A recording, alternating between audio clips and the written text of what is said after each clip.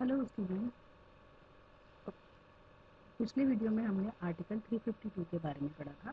आज हम आर्टिकल 356 के बारे में पढ़ेंगे। आर्टिकल 356 को राष्ट्रपति शासन भी कहा जाता है, जिसके तहत ये कि कोई राज्य सरकार द्वारा जानबूझकर संविधान के निर्देशों का यदि उल्लंघन करता है अथवा राज्य में ऐसी स्थितियां खड़ी कर दी जाएं जहां सरकार संविधान के अनुरूप शासन चलाना संभव नहीं हो पा रहा है, तो दो आधारों पर राष्ट्रपति शासन लगाया जा सकता है। दो आधार कौन से हैं वो? कि आर्टिकल 356 के अनुसार 356 के अनुसार राष्ट्रपति को राज्यपाल की रिपोर्ट के आधार पर या इसके बिना ही समाधान हो जाए, मतलब उसको अंदर से पता चल जाए, इम्प्रेशन आ जाए कि राज्य का शासन संविधान के उपबंधों के अनुसार नहीं चलाया जा सकता है। या दूसरा इसकी वजह हो सकती है कि सरकार के निर्देशों का राज्य सरकार द्वारा पालन करने में असमर्थता है। ठीक है, दो कारणों की वजह से आर्टिकल 356 यानी कि राष्ट्रपति शासन का प्रयोग किया जा सकता है। इसमें क्या प्रक्रिया होती है? राष्ट्रपति शासन की उद्घोषणा 2 माह तक 2 मंथ्स तक लागू रहती है।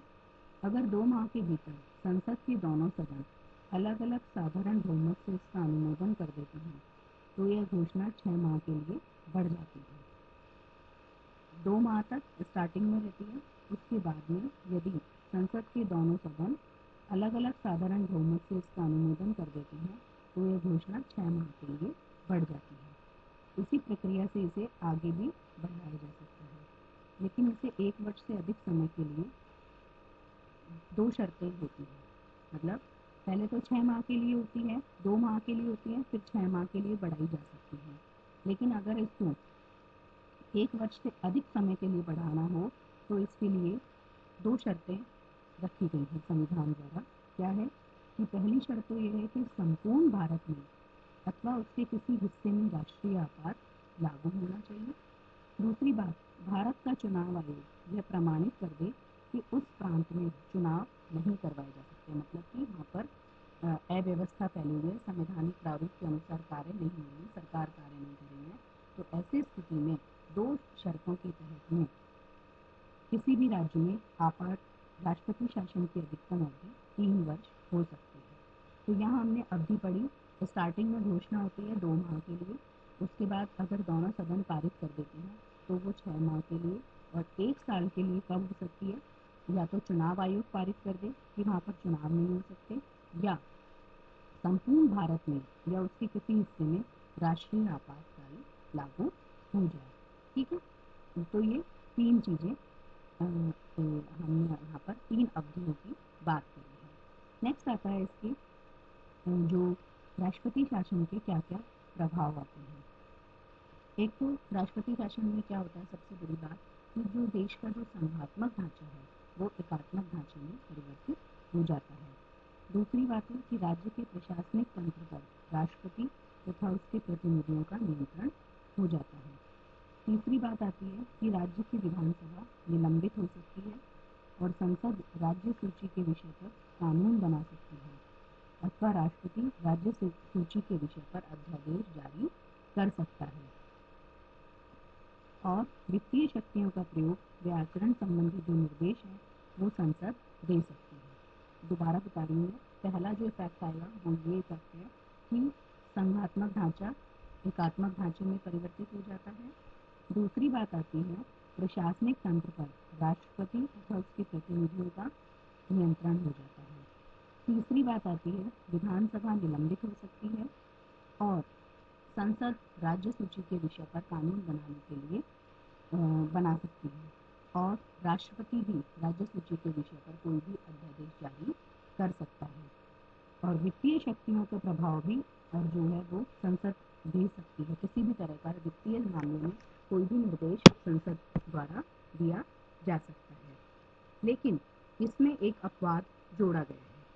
356 में एक जो क्लॉज है उसके अनुसार राष्ट्रपति उद्घोषणा के तहत दो अधिकार नहीं रखता है। कौन कौन से वो जो दो अधिकार हैं वो क्या नहीं रखता है, ये देखिए।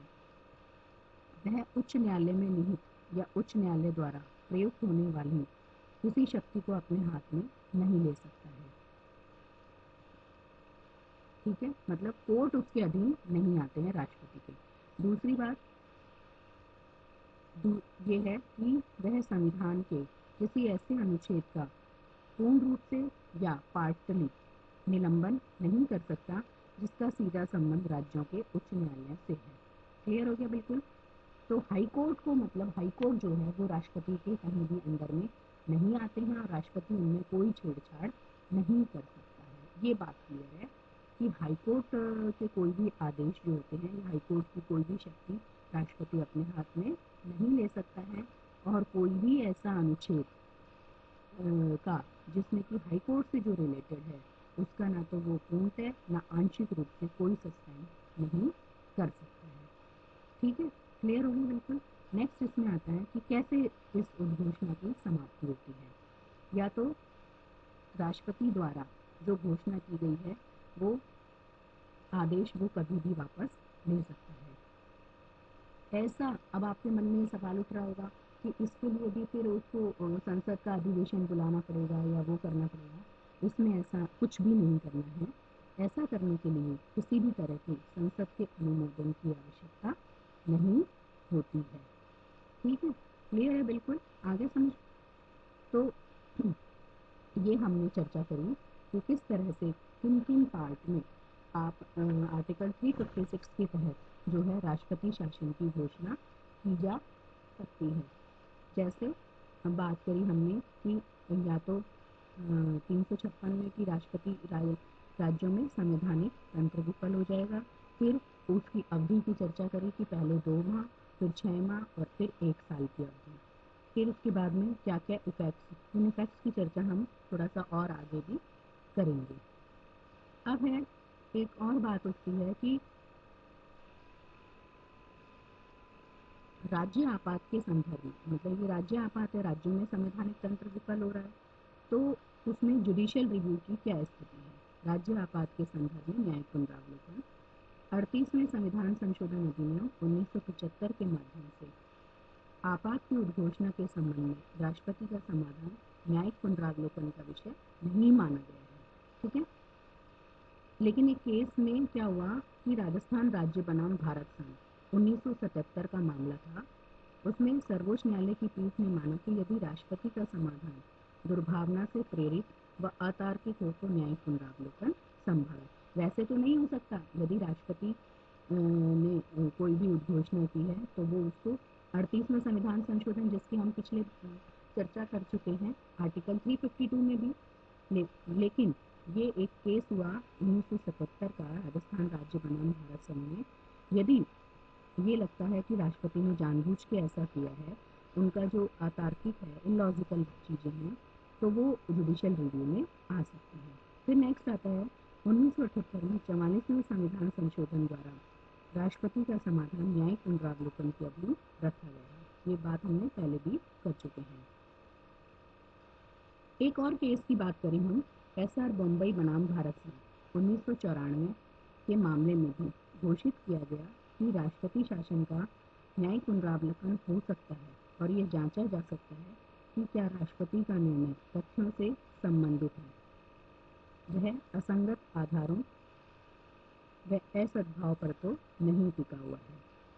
तो ये सारी जो चीज़ें हैं इन मतलब ये चेकिंग के तौर पर भी देखा जा सकता है कि राष्ट्रपति जो शासन है न्यायिक पुनरावलोकन की श्रेणी में आ सकता है। मैं आपको बता दूं यहाँ पर कि अनुच्छेद 356 का लगभग 100 से भी ज़्यादा बार प्रयोग किया जा चुका है भारत में। तो ये है कि भाई इस तरह से अगर राष्ट्रपति की जो आपातकालीन घोषणा है वो अतार्किक है, असंवैधानिक लगती है, तो उसको न्यायिक पुनरावलोकन की श्रेणी में लाया जा सकता है। तो अब हम ये यहाँ तक बात आ गई। अब इस संबंध में क्या है कि कुछ सरकारी आयोग की सिफारिशें हैं और फिर उसके बाद में कुछ और चर्चाएं हम अगले वीडियो में करेंगे कि कौन कौन से जो प्रावधान है, किस किस प्रावधान के तहत क्या क्या इसके सस्पेंडेड अधिकार हैं, तो वो सारी चीज़ें हम नेक्स्ट वीडियो में की जाएंगी। Thank you so much.